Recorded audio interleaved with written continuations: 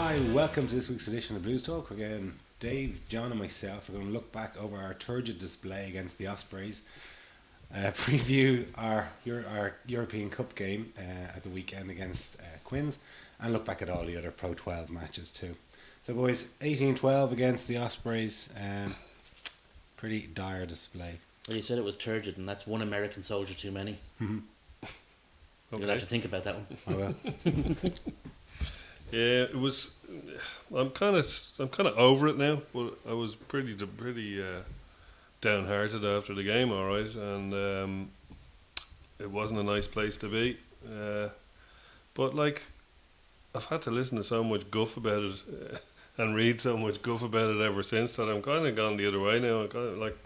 I think we should put it behind us and move forward because otherwise, what's the point? But whatever about the display, right? They can put that under. But I just thought that in the last minute we had a scrum. Yeah. We mullered them in the scrum. We were all got the screaming at penalty. them. And I just don't understand the logic. Like, I don't know whether it was a rush of blood to the head just to take the points. I'm sure maybe they just wanted to get off the pitch with the win and forget about it. But it did show a bit of a lack of ambition. The logic goes this way: we were 3 points ahead, so another 3 points couldn't do anything for us. Mm-hmm.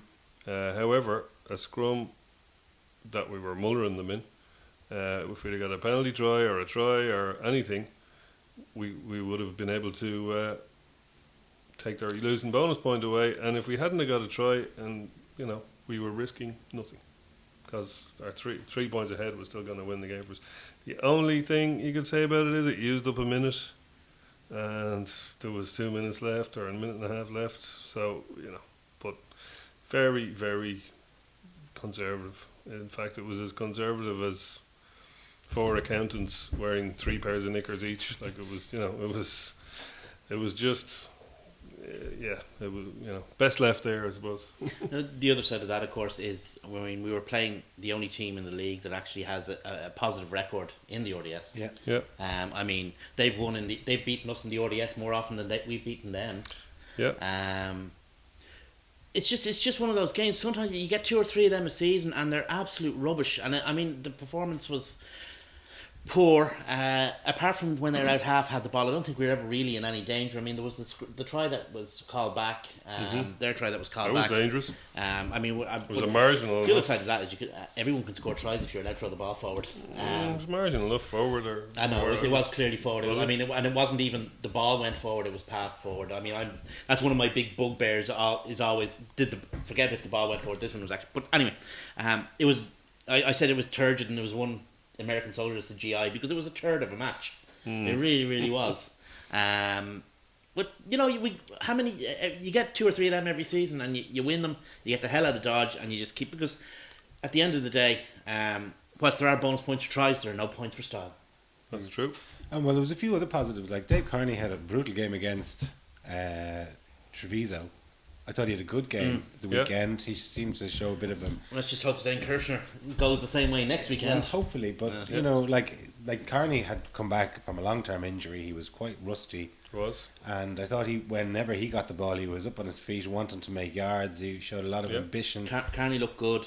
Fergus McFadden looked eager. He did. And he both played 80, didn't he? And That was McFadden's first game, so he didn't even have a rusty game. Fair play to him. I was less than impressed with the back row against Treviso. I thought they put in a much better shift against Ospreys. Against a better back. Ospreys traditionally have a better back row, and that is it Sam Davies, that young, because they just seem to churn out open side flankers there. And that young open side flanker is one of the better ones. The guy Sam Davies is the out. Yeah, Sam something or other. Sam. Anyway, he's Jones. That's yeah, but he backs up Justin Topirich for them, and he's superb. I mean, he is. So they generally have a good back row. I mean, the Behrman was there as well. Mm-hmm. So there were positives there. There were negatives. I mean, it's just one of these games. It's your run of the mill winter league match. Yeah, but it was such a weak Ospreys team that it was a pity that we didn't try and take advantage of that. Get a bit more ambitious. Yeah. And, while we got the win, it's just to win by kicks alone. The other thing is, though, if you're looking for what we call them non-negatives, the Ospreys didn't come to play rugby. No, they came to spoil. They were quite spoiling. And I don't begrudge them. They're spoiling because they were missing all their internationals. They had a lot gone to injury. They had some fairly, semi-pros amateurs, yeah. on the bench, on the forward, on the front row bench. I think there was some semi-pro guys. So I don't really blame them for going away to the league champions and being a bit negative, and it did kind of, you can only play what's in front of you, and it did make the game quite negative. So but it sometimes wasn't all you Leinster's get doing. fixtures like this that there's been such enthusiasm for the national team that it's hard to keep that Yeah. sustained for the Pro 12 seconds, as if you want But to remember, call it was the other way around 2 years ago or Well, that's 3 true. years ago when And we were you still, didn't have and we were losing to Ospreys. you didn't have as much enthusiasm for the national team as we do now, because they were coming to the end of a cycle. So Maybe it's I just see swings and roundabouts, isn't it? these things come in cycles. There's an issue with the team as well. It's not so much the tactical approach, because I think the tactical approach is right, and it's actually not all that different from the Irish team. The problem is the execution is diabolical. Yeah, but there's about the kicks that like the out half is putting up are going about Yeah. 15 metres too far. They're poor kicks. That's They the are problem. poor I mean, kicks, you know. we Leinster probably kick less than Ireland do. Ireland are the kickingest team in world rugby. I mean, that's a hard fact.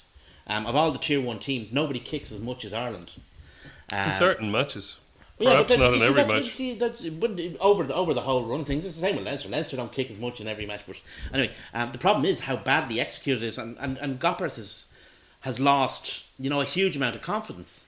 The problem I think for O'Connor is that I don't think he sees Madigan as an adequate replacement. And the question is, do we Everyone have else an adequate does. But you know what one replacement? thing... Everyone else does. No, One thing everyone that's- else doesn't. You see, that's the thing. No, everybody else. Do you know who doesn't see Madigan as an adequate replacement?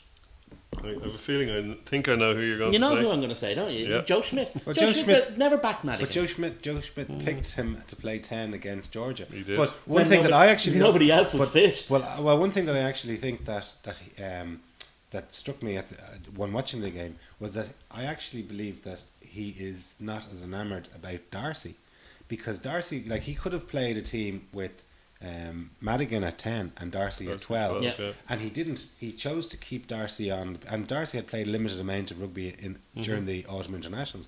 So something just strikes me that I think maybe it's Darcy that isn't putting the pressure, and so Well, therefore I think Madigan is our number one 12. There's a validity to that. I think there's also an issue with Ben Teo's injury. Darcy is That's the cat among the pigeons as well. Yeah. is the guy that he's looking to at 13. So maybe he doesn't fancy him at 12 because he needs him at 13, and he's protecting him because we're already a man down. Well, a man down there. I don't know that Joe Schmidt does back Madigan. I mean, he's never missed an opportunity to sign a player in that position. You know. I mean, he signed Goodman. Like Bergquist was signed for him and came in. Madigan was only about 19 when that was the case. Well, he wasn't. He's not. Madigan's not. Everybody thinks Madigan's this 22-year-old. He's not. Madigan's what, 26, 27? Well, you said You That was 4 years ago. He was 26. 22 or 3. It's only one, Dave. 26 minus 4. And he said last season that his number 2 was Paddy Jackson. The only reason he picks Madigan is because if Jackson doesn't start, he's no use to him. Yeah, but Jackson's form, even before But he got injured, Jackson's form has fallen off a cliff. But I'm just saying that But Jackson was a lot getting of picked- Jackson was coaches getting don't picked- rate Madigan. Jackson was getting picked for Ireland 2 years ago when Kidney was in the last throws of his reign. in my opinion, Madigan has answered pretty much I think- most of his critics in this season.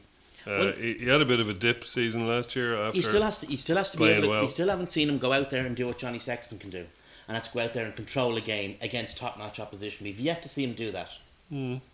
Well, let's hope he gets the chance Well, to prove you wrong, I Dave. hope he gets a chance. Well, it won't be top-notch, but I would start him at 10 against Quins. Me too. There's no. I have a feeling it's not going to happen, but Well, he didn't he do just never something know. similar last year under the opposite that he played. He played. he rested he Gopperth for Toulon. He didn't play him and it was gave him it hardly was any the week game before. time. It was against Munster, wasn't it? Yeah, he gave him no game time and then threw him in against Toulon. So Yeah.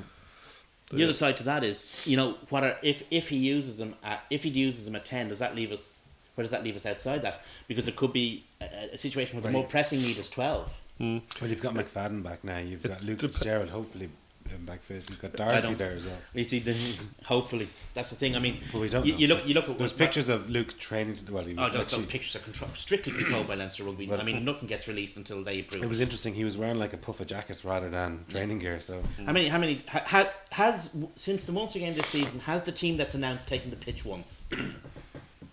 I can't honestly remember I mean, the answer to that, Dave. The Leinster team Possibly. announcements are simply a way of sending out an email with all the sponsors branding to people's inboxes, because the team that takes the pitch bears no relation to the team that's selected. Perhaps you're exaggerating to make the point there a bit, Dave. But yeah, I know what you mean, and I No, think but seriously, I don't think it it's has. I think it's a culture thing with O'Connor, where if you notice, he didn't want to announce the length of contracts last season. yeah. That when people sign contract renewals, and I think it's coming from O'Connor. Well, He it's deliberately from wouldn't let. So it's the same thing with But letting. coaches have these little quirks about them. Like I remember Yeah. hearing a story from. Checo was fairly close to the chest. I'll like to tell you one. Joe there Schmidt was, is the exception. There was one that I heard.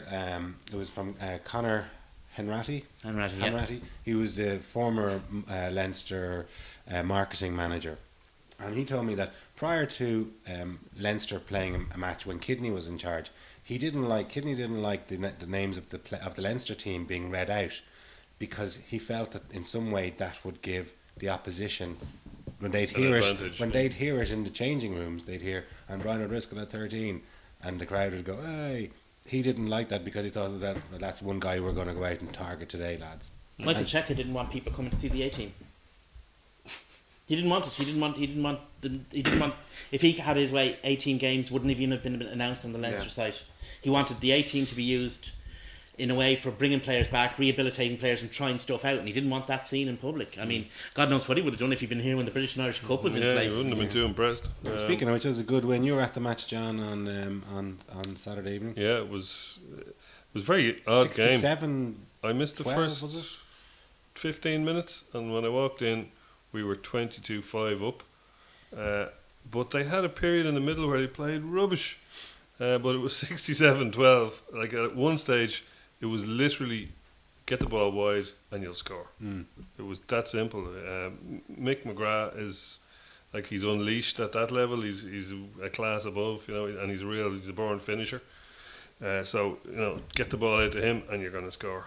Cathal Marsh was stepping through the opposition like you wouldn't believe. Back row were great.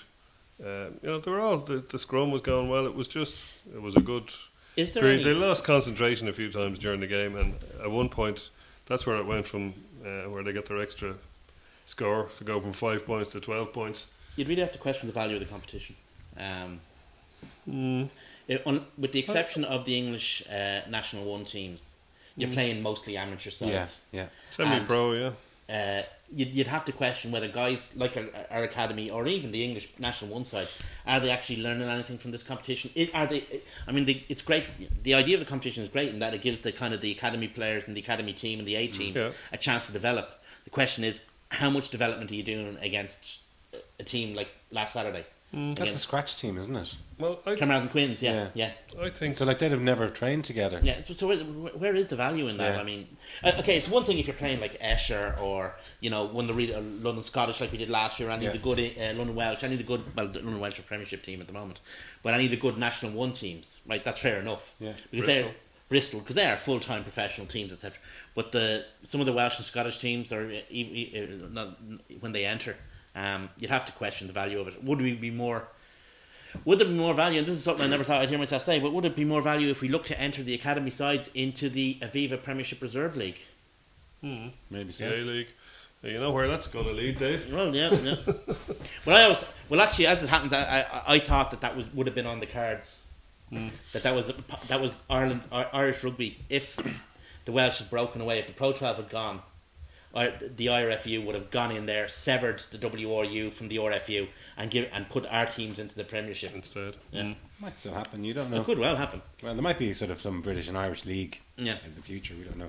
Anyway, North Atlantic League. It's been talked about in soccer for a long time. That's true. funnily Yeah, enough. yeah. Anyway, some of the other results. There was a good game on Friday evening down in Thomond. Munster 21 against Ulster 20, and it was kind of a seesaw match. Ulster got off to a flyer. They were both trying Munster to got not off to a win. flyer, and then Ulster clawed them back, and David, But I saw- I saw David it was Humphrey's one of those- younger brother then decides to fluff it He again. I did see the kick he missed. It was I mean, it was a sitter. kickable. It was Yeah, kickable. Sitter. yeah, They both tried But to he is a lose, flake, that's the and, thing and about it. Munster failed. Yeah. They failed to lose, so they won by a point. And I'm just trying to follow the logic there. Yeah, okay, gotcha.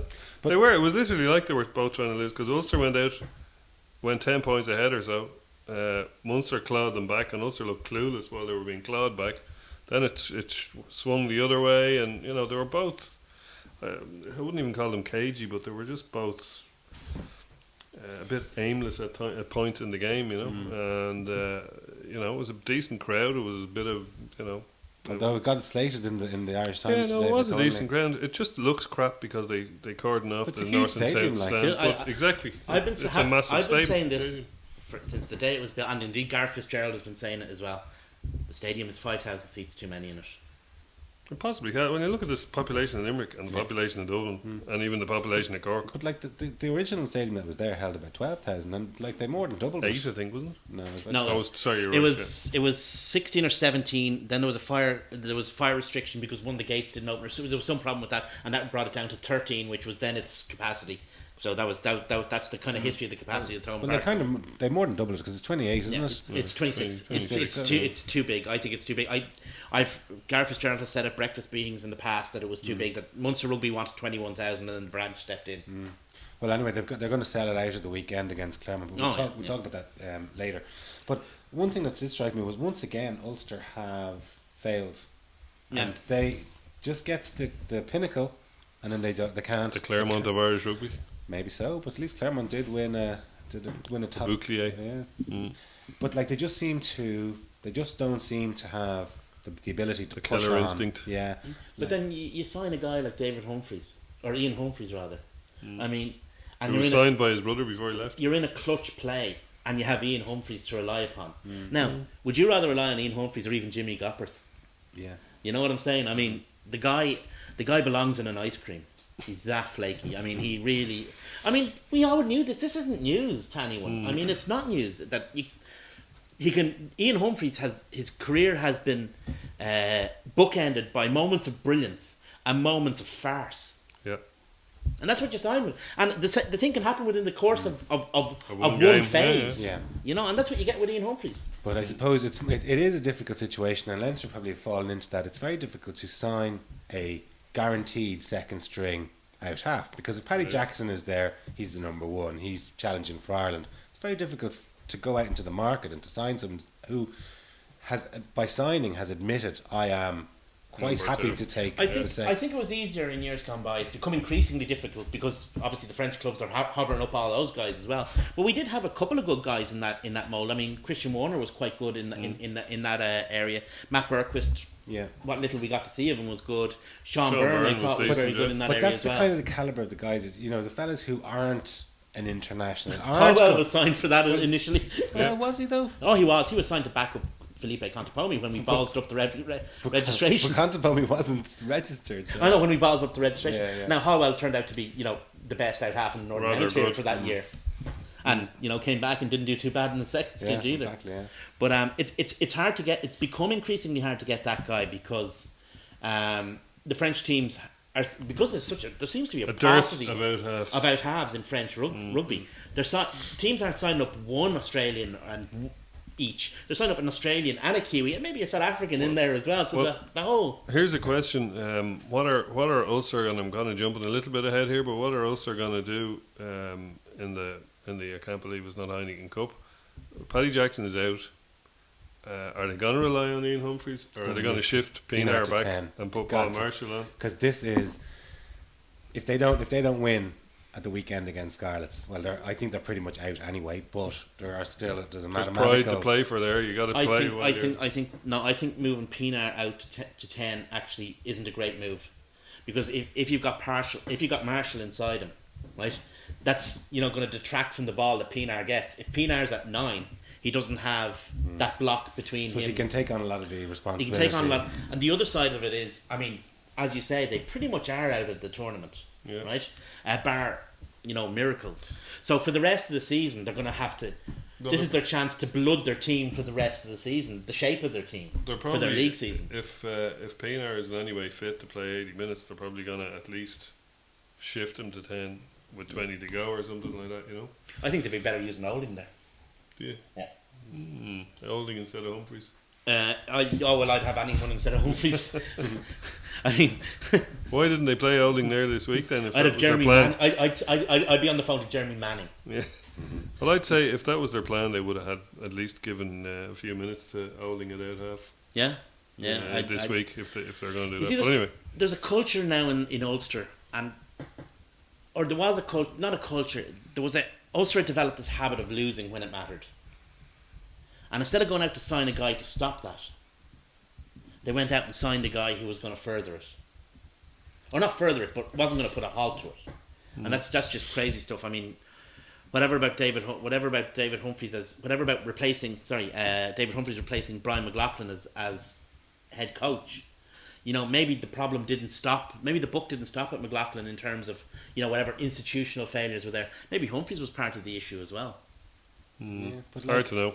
but like, you know, McLaughlin's gone. Now he's gone. Oh, but I'm saying, but Humphreys is still But there. it's not He's the just one who signed. like Ian it's not Humphreys. just the Heineken Cup defeat in 2012. Like, you know, they've got to Pro Yeah, that's what I'm 12 saying. final subsequent or after that. Yeah, no, they that's got my to point. semi-final last season. Like, That the problem mightn't have stopped. The No. book mightn't be stopping at McLaughlin. but I It think might have gone on to the would you chief not think executive. McLaughlin actually kind of really overachieved by getting that team to? Oh yeah, I think to- he did. to I the think he did. final? Yeah. But one team that sort of is starting to achieve is Connacht. I know they haven't won anything and they've just won 6 Pro 12 games, but they are in a little bit of a roll. Like, they're probably the best start. They're a point of- behind us. Yeah, a point behind us. They're unbeaten at home. They had a great win against Scarlets at the weekend, and that's probably going to be their main rival for qualification Well, into yeah. the European Cup. I think Apart So from they us. apart from us, but you know, you got to think that they're targeting that second place course. West. I think that result would have caused great rejoicing within the IRFU because of course. I've said it before. It's long been my suspicion that Connacht have been tooled up to challenge Wales too. I don't think it's a suspicion, Dave. I think it's full on yeah. reality. They were tooled up to challenge Wales too, which is generally Clonetry. Yeah. Yeah. And that's what they're doing, you know. And you know, the WRU are going to pay for their behaviour last summer. Yeah. I mean, that's a simple. But what as it's doing as well, like whatever about bringing in, you know, these big name players like Bundyaki was great, and then you have Mills. Mully Aina, 100 cap All Black. I know, amazing. Like, playing You for don't get many of Connacht. them to the pound. Yeah, You know. but what the thing is, there's for the last 2 weeks in a row they've got 5,500 through the turnstile. Like, that's more than Glasgow got last weekend, who are one of the up and coming teams. You know, that are, you know, been to a final last year or doing well in the Heineken. you play the right rugby, which Connacht are playing. But you create this buzz within the town With the and- right players, yeah. Well, that's what I'm saying. I mean, it's a whole package. I mean, it's Yeah. not just. I mean, you could sign some great name, and if you did nothing, it wouldn't be worthwhile. But if you sign the right player, who changes things within and plays well himself, then you've got a good thing. And that's what Connacht have got. They've got the right attitude in the squad, or appears to be the right attitude in the squad for the first time in a long time. And the results are following.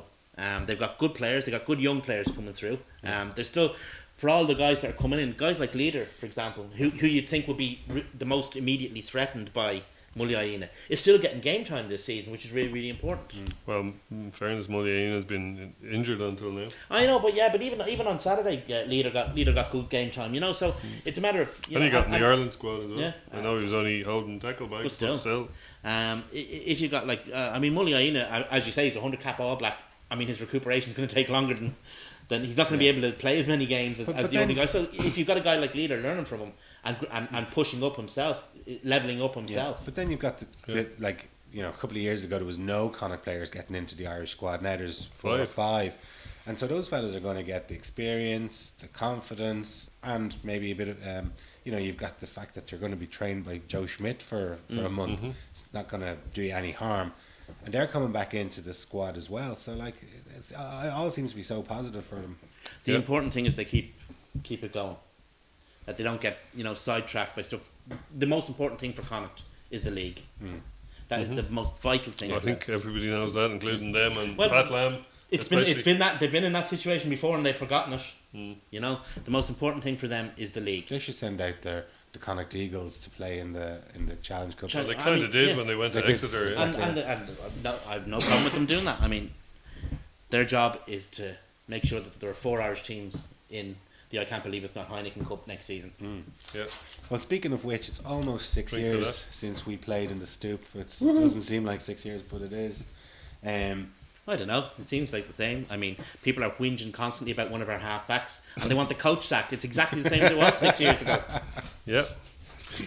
Swap Jimmy Goppert for Chris Whitaker. Chris Whitaker and Michael Cheika for Matt O'Connor, Maybe so. and there we go. But neither teams are playing particularly well. Like No, I their think Quins form are is ninth. shit as well. Yeah, They they're were ninth, they've stuffed by Bath. I think they played 9. They've won 4 and lost 5. Is that it? Yeah, Something like that. They've won 4, yeah. And they were stuffed, absolutely annihilated by Bath last weekend. And It's it's slamming Sammy they had Burgess. 3 guys in the bin at one stage. Yeah, that's not a good sign from a team. Now they do have Joe Marler, Chris Robshaw, Mike Brown, Danny Kerr Yeah. to come back. At least 2 of those are world class. You know, know. Danny Kerr probably has the added thing of being dropped by in favour of Youngs, Yeah. and he'll be angry and wanting to prove a point. So And to Mike be- Brown is always angry. he's Mr. Angry. Yeah. So to be fair, but hey, we've got Jamie Heaslip, Devin Toner, Mike Ross, Jack McGrath, Rob Carney, and who am I leaving out? Loads more. Loads more to come back who are going to turn us A into panoply of stars. a panoply of stars who are hopefully going to turn us into an ass-kicking team. Was 6-5 last time out? Would you take the same? Defo. Oh, absolutely. Yeah, Yeah. absolutely. I would I take. think- You saw what a 6-try victory did to us last year. in I would England. take an absolute dog shit game Here's that we the- won 6-5, Here's the thing. I mean, and then let's get him back to the Aviva Stadium time and for my rope it annual- up the It's bastards. time for my annual comment that I make every year, and it's the same comment. It doesn't matter how good or how bad English teams are. Their They're all- attitude will always be right. They're always trials. Yeah, especially at home. So, any kind of win will do the job against Quins. And then we get them back to the Aviva and hopefully double the dose. Yeah, Unlike last year. Unlike last year, I mean, Well, I that's think- the thing. I mean, the all singing, all dancing performance in Northampton, at the end of the day, was meaningless. Utterly meaningless. Yeah. Well, we still won the group. Like people Yeah. seem to forget that. We didn't get a home quarter final, and we ended No, up we drawing ended the up best in team in the Toulouse. competition. or we just Toulon even. we just ended up getting the best team in the competition. Like Yeah. we could have been drawn away from home and played. I don't know. Claremont, for instance, and it mightn't have been the same result. Well, it mightn't have been if we'd have played. Yeah, Claremont have to choke it at some time. That was Claremont before they got John O'Gibbs. But anyway, we'll get to John O'Gibbs in a minute. I'm feeling, especially seeing as they're playing shit as well, I'm feeling reasonably good about this weekend's game. We have a couple of... Our forward pack is fairly obvious, there's not much up for discussion. Possibly Douglas might get into the team if he He's gets away with his concussed, though, is he? concussion. I Yeah, don't think depends- he's... it depends on how I think he's how bench bad at it best. is. Yeah. I don't think he'll be playing, but the rest of the pack pretty much picks itself. Strauss is out, so it's Cronin, Mike Ross, Jack McGrath. Who's going to replace them? Nobody. Jamie Heaslip, shoe in. Devin Toner, the same. Mike Ruddock. McCarthy, Ruddock, and Ryan on either side of the scrum. Ryan or Not Murphy. really going to pick. I think that might be a question. I don't know. I think Ryan is. I think Ryan has done Ryan enough has to done keep the enough. position himself. And But- Murphy can replace any one of the Yeah. three off the bench. I think Murphy is liked by the coach. I think he likes Yeah. his style of play. So I don't know. Don't But we I think all? but I think that's the only question mark, and it's only a marginal one in that. However, once you get out beyond Owen Redden, who's probably, even though he didn't have a great game last weekend, is most likely to Oh start. God, yeah. It starts to get a bit messy then, because you've got Fitzgerald got to pass a fitness test. You've got Rob Carney looking like he has to pass a You see, the fitness thing, test. well, when it boils down to We've it, got- I mean, as far as we know, as far as we can rely upon, we only have as far as we could be sure about, there's only 3 fit backs, because you can't trust the rest of it. I mean, you've got Jimmy Goppert, you've got Dara Fanning, and you've got Zane Kirshner. Have you even got Zane Kirk? Have you even got? Well, you've got 2 then. I mean, because Luke Fitzgerald last week was a week too soon. McFadden came back. Hopefully he'll play. You don't know Rob Kearney. I mean, could it be a week too soon? Could it be a week too late? You never know. it makes You've probably got Dave Carney and Fergus you got McFadden, Dave. Yeah. in fairness. It makes the run up to the game interesting, but you'd rather have a bit more certainty. If you had all of those guys, like Fitzgerald and Rob Carney, you would pretty much be able to stick Madigan in at 10. Well, if we had Fitzgerald, it would be delightful because you could go. Fitzgerald at Madigan. 11. No, I'd go Madigan, Darcy, Fitzgerald. Don't know if I'd throw him straight in there. I'd nearly play McFadden, or else I'd play Darcy at. You're throwing them both. You're throwing one in there. Yeah. Well, McFadden played 13 last week Yeah. for the full 80, and put Fitzy on the Did wing. you get any ball? Well, there's another matter. But I if we had enough guys, I'd have Goppert on the bench. Thing is, I don't think we will have enough guys, and I think Goppert's going to end up starting. Yeah. But like, there's quality guys there if they were all fit. Plenty enough quality to keep Jimmy at the 22 jersey, and we've even got a bit of a debate as to who'd take the 23 jersey. Because there's a few guys. I mean, if they were all fit, it'd probably be Fanning on the bench. Or else it'd be one of the guys, one of the capped internationals. internationals. Would it be Fanning on the bench? I was about to say, or else it will be one of the capped internationals. I on mean, the bench. there's an assumption that because a guy is a capped international, he should start. But is Fanning not the form man? Absolutely, Let's and think he's also the most. He's closing in on 1,000 minutes for the season. He's the highest minute, and that's including Ireland minutes as well as Leinster minutes. So this guy is. He hasn't missed a minute of game time hardly. I think there's one game he didn't play the full 80 in the whole season. Personally, if everyone was fit, it's very hard. If everyone was fit, you'd have Dave Carney on one wing. I'd go with McFadden on the other wing, personally, and Rob Carney between them, and then with Luke. What about at Kirshner? 13. Where would you put him? Bench. Then Fanning's not getting a look in. Well, the question is, then you've got Fanning versus Kirshner. I mean, Kirshner played like an absolute drain last week. He didn't have a good game.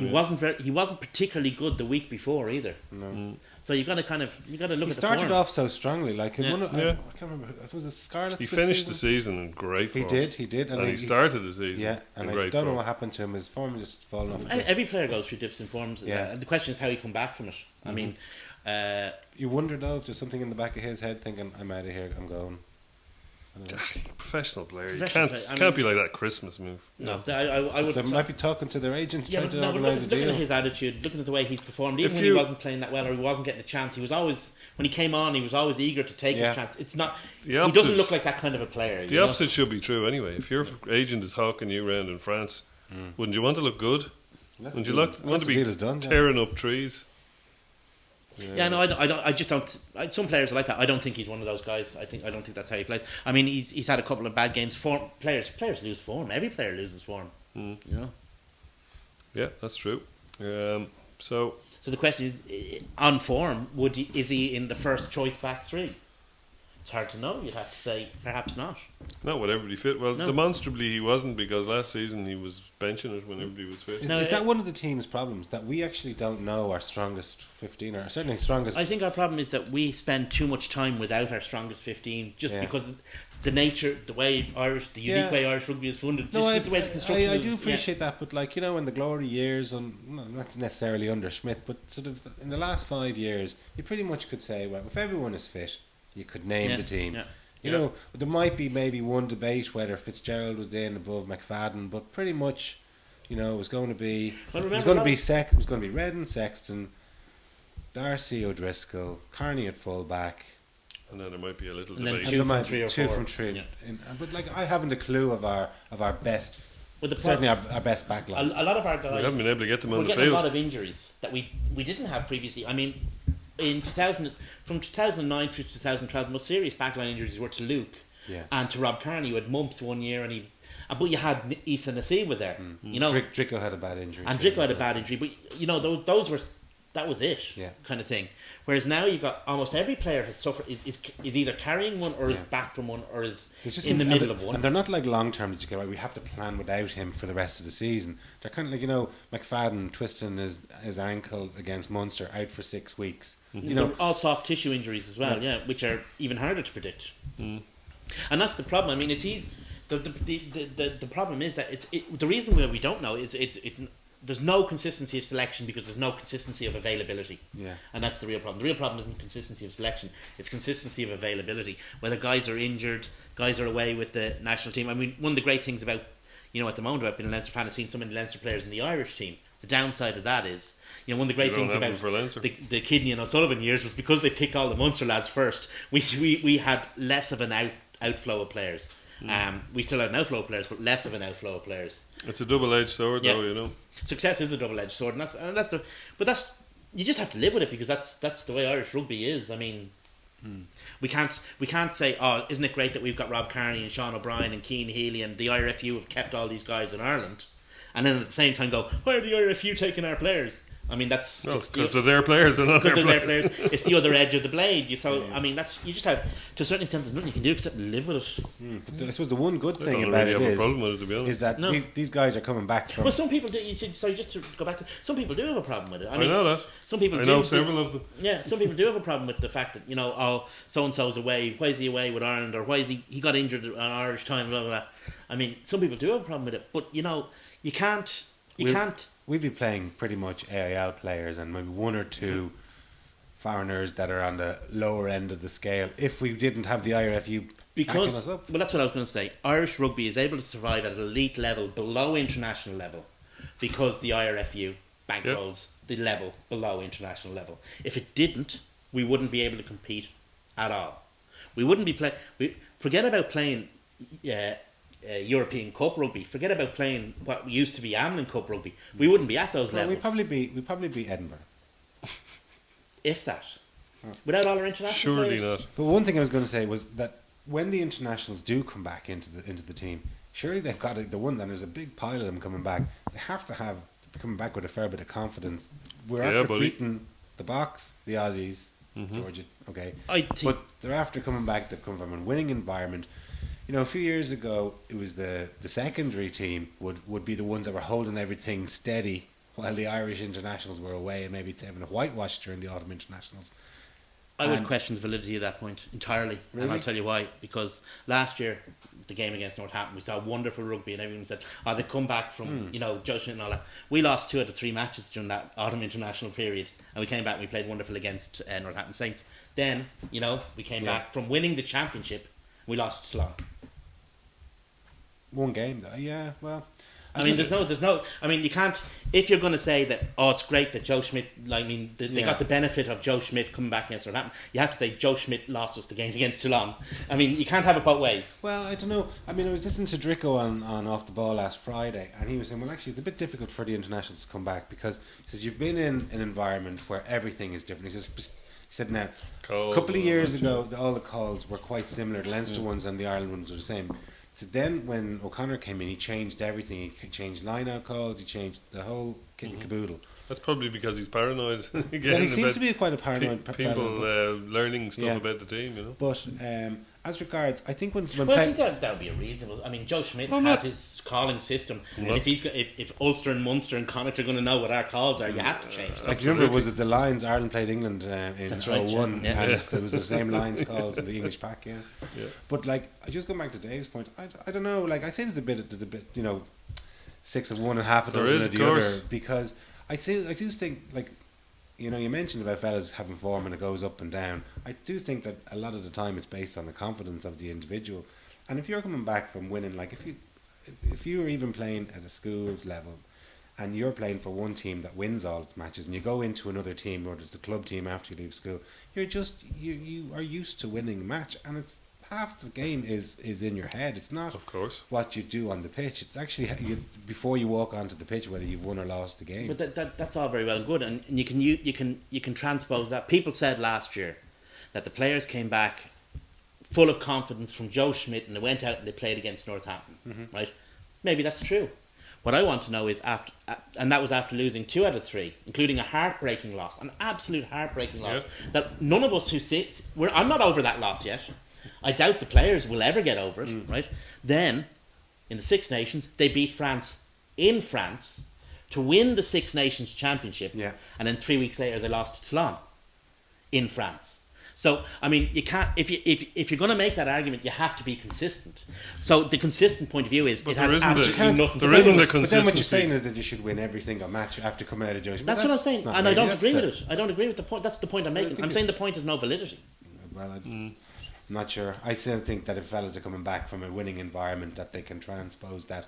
Whereas currently, the fellas that are taking the pitch, the 23 I think that are Dave's taking the pitch, to be honest. the 23 that are in the changing No, room I'm serious. are not performing. And when you're bringing in a bunch of other lads, regardless of whether they're much more talented or not, if they're a different bunch of fellas coming into that environment, they're going to bring a different mentality coming in. One has a winning mentality, the other one, we're after drawing against Treviso and putting in one of a very, very poor performance against a shockingly weak Ospreys team. I still think that yeah, maybe that's true, but you know the point. If you're going to be consistent with that point, you have to. That's Look, there's it's no. like- I mean, it suits people to think that Joe Schmidt, you know, our former coach, who will never coach Leinster again, right? Because his people formal seem- title now. Yeah. Well, I mean, some people need reminding of that. I mean, there are people out there who seem to think if we got rid of Matt O'Connor, we could have Joe Schmidt back. It's never going to happen, right? Joe Schmidt is the Ireland coach. His interest is Ireland. Our interest. This is Blues talk. It's not Green talk. You know, if you're going to proclaim the guy for raising the performance level to such a level that we beat Northampton last year because of what he did, then what happened against Toulon? Well, no, hold on. You have to give Matt O'Connor some praise for that, right? Exactly. That's my point. Absolutely. Yeah. Yeah. But look, you can make arguments. It's like the circular one. We were But talking. success and failure have many mothers and fathers, and that's my point. My point is that Yeah. it has suited people's agendas to look at it a certain way, Of course, but sure. and I don't think that's accurate. But sure, people wanted Schmidt gone after 4 matches, Yeah. Dave. You know, They're the same ones who want Matt O'Connor out, and the same Yeah. ones who wanted Michael Cheika out. Yeah, well, if they've given Matt O'Connor a bit longer than 4 matches, in fairness, In fairness, at least. they have. Well, Yeah. some of them did. Well, they gave him 26 minutes. Some of them didn't. Yeah, but anyway. Well, anyway, we're moving on. Sort of Munster play Claremont. 2 former greats, I suppose. Very of- interesting of, game, I think that could be. Here's the game. Thomond. Thomond Munster Park. will win. Bonus point win for Munster. Well, I would agree with you, Dave, except for the fact of the Jono Gibbs factor. I think there'll be a bit of a Jono Gibbs factor there. He knows Munster backwards. He's 5 seasons at Leinster. He knows how they tick. He knows what it takes to beat them because he sent out a lot of teams that did just that. They've hardened up a bit as well. They're second in the top 14. They're They were second in the beaten- top 14. They're They're not, badly. beaten I'm not away. saying they're beaten away invulnerable. by Toulon, though. I'm not saying they're invulnerable, and I'm not saying they're going to beat Munster and Thomond Park, but I think they will have an awful lot better chance than they would have had in maybe last season. Having said that, Claremont were the type last season to go out and score 200 tries in a pool game, and then show up in a knockout game and get humped by. Claremont are the Ulster of France. I think Ulster are the Claremont Claremont. of Of Ireland. You can have it either way, but that's the reality of the situation. I mean, the problem, although taking Munster, I do think Munster will win, and I do think if any team was going to get a try bonus point, it's going to be Munster's. But one problem Munster do have is in the centres. I believe young Howard got himself injured, Did he? as far as I can see. Smith was injured as well, was he not? Yeah, he injured a couple of weeks ago. Yeah. So they They're do in have trouble. they do have an issue in the centre. Donegal Callan's been cited, although I don't think it'll make much of a difference to Did the first you team. No. think he was guilty of that? Did you see it? Possibly reckless, but I wouldn't go much further than that. It's hard to know. I think it's a culture. I think there was a huge amount in it. I To be honest. I think carelessness is a cultural thing in Munster. I mean, well, this is what the 6th year in a row that a player's been cited in Munster for boot to head contact. The one, I mean, they're just careless. That's all. I mean, I don't know if There's there's no any more malice left. in it, no. No, very little malice in it. Some malice in it. I couldn't see it. I couldn't see I wouldn't have considered if he got a yellow card for recklessness at the time and that was the end of it. I wouldn't have been surprised, and I wouldn't have think that too many people could have complained about it. They have got them announced 4 re-signings Yeah, today. that's like good. They again, the IRFU doing what they're supposed to Absolutely. do That and keeping all New the. Sephora chap seems to be earning his corn and signing all these guys. Yeah. Hopefully not You won't be happy paying about too his much. recent announcement, though, Dave. He wants to have open trials for I am sportsmen no, from all I'm different creeds. absolutely delighted by it. As long as no professional rugby players are involved in sevens, I'm delighted. Let all the bog ballers and the kicky ballers go off and do it. I couldn't care less. Send out a team of cricket players or whatever with their golf bats and things. So you're As long as saying there's no rugby players involved, more of the same. you've no strong opinions on the matter, then, Dave? I think whatsoever. I think this is the ideal way to involve ourselves in sevens. Get a load of Gaelic footballers to do it. Okay. Well, one former Munster centre, now you mentioned about getting injured, one fella got Deviliers. bad. Yeah, he got a really bad one. Yeah. Might miss his last World Cup. Yeah, and also his big payday of moving to England or France. I'd say he'll be back. I mean, it's not. I'd say he'll get a. Touch and go for the World Cup. It'd be apparently. touch and go for the World Cup. No, but I'm talking about you're saying about a final payday kind of thing. I'd say he'll still get that, but World Cup would be. I mean, it would have been obviously for him. He would have captained South Africa in the World Cup, which is huge. Don't know if that's going to happen now.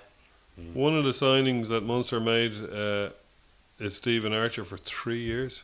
That's a lot of faith to show in a guy who's Rubbish. Well, I don't know if I'm going to say rubbish, but let's Not say very good at rugby. Joe Schmidt put Rodney Ayew ahead of him. I'd make him captain of the Irish Sevens team. Make of that what you will. I'm not saying the guy has improved hugely from a very low base. So is he able to step up and take over from BJ Botha? Are they going to sign someone else? Who the hell knows? Did they do something similar with a certain giant of a tight end prop a few years ago? Is that the guy who plays for Kanturk?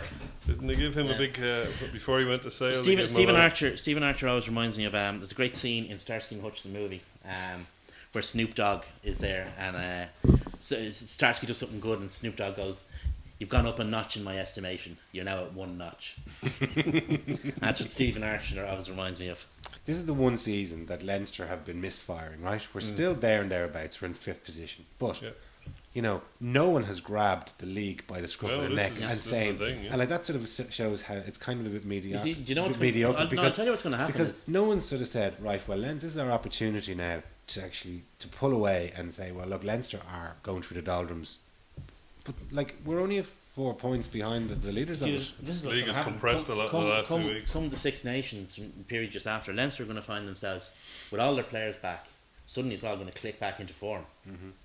And that nobody will have pulled away. Yeah, but we oh, were and then Christmas- Christmas, lost it. Christmas is a vital period. We And were- we've got 3 interpros after Yeah. after the 2 European Cup games. We were 9 points behind the Ospreys 2 weeks ago. We're now, 4 points behind Munster. Without seeming to do very We're much. doing- and we've kind of been hypercritical of the team, Well, probably so- justifiably. But if you look at it this way, and I'm not. Some people have described the week before last one of the worst weeks in recent Leinster history. until this week. Some people have described this week as been a dreadful performance, and there's validity to those points. I mean, they're drawn. No getting away from that. There's a huge validity to them. You could argue that they're right and I'm wrong. I wouldn't necessarily agree with it, but there is validity to it. But at the end of the day, we've gone from the 9 points to without seeming to do very much, and that is what. well, Ospreys were unbeaten in the entire season until 2 Yeah. weeks ago, and then they've lost their last Without 2 their Welsh matches. players, yeah. Without the Welsh Yeah, players. but they went away to Ulster and they went away to Leinster. Yeah, I mean, you'd like kind tough of asks. expect that. They went away to Munster early in the season, caught Munster on the hop and beat them by about 3 points, I think, in a bit of a bad tempered affair. Very down bad at home, time. But then home park. Munster Ospreys games are never anything but bad tempered. No. I think Ospreys have fallen into. There was a gap. But that's what. Sorry to cut across you, Dave. What I was leading into with that is they've now played 3 of the 4 top 5 rivals away. They're the only team that played. I think everybody else has only played 1 of their top 5 rivals away. They've only got to go to Glasgow. And that's it. Okay, we've all got to go over there. But that's advantage Ospreys. You would have said. Depends what time of the year you meet them. Yeah, I don't think Ospreys are the force that they. There was a period. There was kind of a sweet spot. I don't mean advantage Ospreys. They're going to top the league. Ospreys, I mean in terms of fixture layout, yes, I agree. advantage with you entirely. Ospreys in that they're still right up the top of the league and they've played those 3 of those 4 games. I don't think Ospreys will be in the final shakedown. I think there was a sweet spot, if you like, in Ospreys squad history between the current squad and the Galactico squad. The Galactico squad was all flash, no substance. The current squad is is weak. But in between the year that they won the league twice in 3 years, wasn't it twice in 3 years they won the league? That was a really good squad. It had the right balance of world class players and really good hard work players, and they had a squad depth that could compete during the autumn internationals and during the Six Nations. They don't have that now. Well, so I think that what we'll see this season is we'll see them fall off. So, well, who do you think, as good as a time to discuss it as any, who do you think will fall out of the top four? Them. Will we stay out of it, or will it be them? I think it'll be them. It was them last year, wasn't it? Yeah. Yeah, it was, Yeah. I think we'll have the same top four as last year. The positions might be different, but I think we'll have the same top four. You reckon? Yeah. No, we'll record like, that one for posterity. A couple of years ago, especially when we were winning, we weren't really hit by injuries, and because of that, we managed to keep a very strong nucleus of that first team together. Yeah. Like any team, if you take out a few of the integral parts of it, like if Heaslip got injured, if Redden got injured, if Keane Healy and Sean O'Brien were out, sure we'd. Well, if we see that's one area of our team that we actually aren't too bad. Like Jack McGrath All carriers? Well, Jack McGrath came in and shored up the scrum for Ireland. We beat two of the three Southern Hemisphere teams. Sean O'Brien Sean Cronin is the next best ball carrier in Leinster after the two of those. I appreciate that. And that's what I you're appreciate losing. what they bring to. I'm just That's saying that we have somebody that can come in and do a We very have somebody very who can good be a job. loose head prop. What gives me at what the gives highest me level, what gives yes, me absolutely. good faith in how Leinster will do this season is that they'll come back around Six Nations time. Hopefully, Ireland. This is a kind of a grand slam season for Ireland because we have France and England at home. So there's the potential of a grand Famous slam. last words. No, but what I'm saying is this is the season we This is the traditionally best target. one, yeah. You've got that. Hopefully, Touchwood will be in a Heineken Cup quarter final or European Cup quarter final and into the home run, the home set of fixtures of the Pro 12, and you'll have those guys coming in. Hopefully, a full squad of fit players. No other injuries.